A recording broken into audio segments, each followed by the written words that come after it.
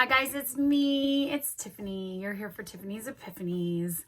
I am just here getting organized this morning. Kids off to school, and I was flipping through my Facebook and looking at a couple of things as I do every morning.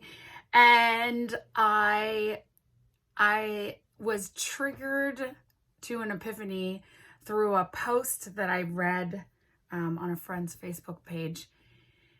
And it was a handwritten card written by a small child. I don't know how old. It might have been her child. And it read this, title, Perfect.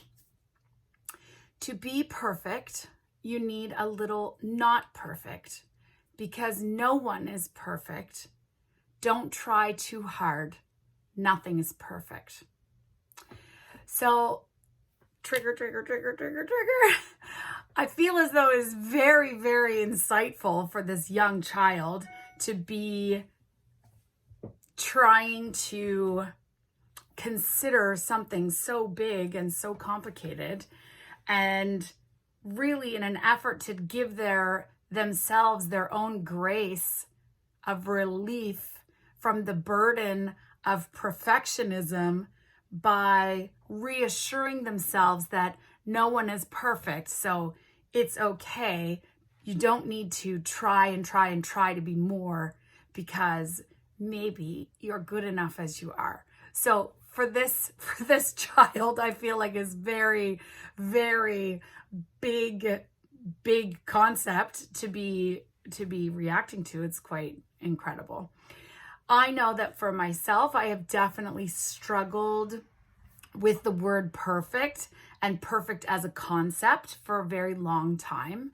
And you will come across at times, with people who are in tune with divine, who say that everything is perfect as it is. And it triggers a lot. It brings up a lot of things within you. We were taught and conditioned to believe that we had to keep going, and that, we were not,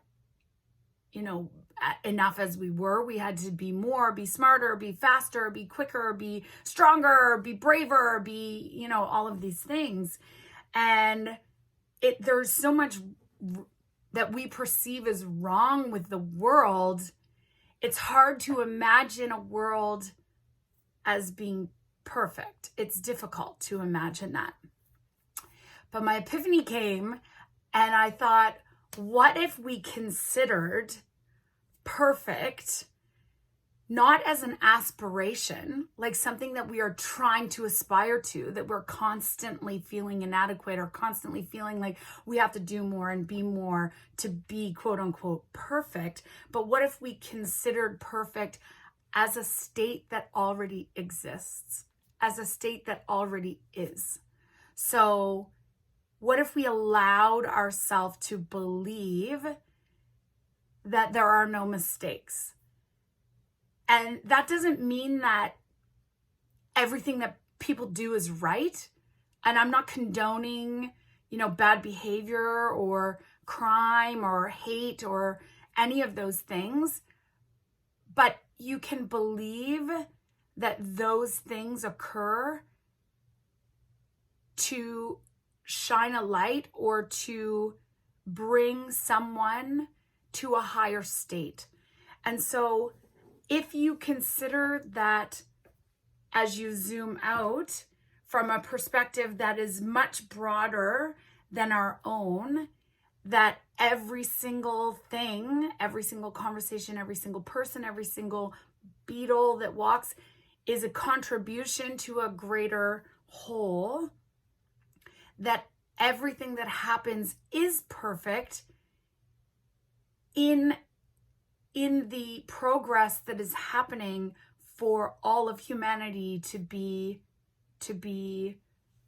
ascending and growing more, expanding our minds, expanding our hearts, receiving in love.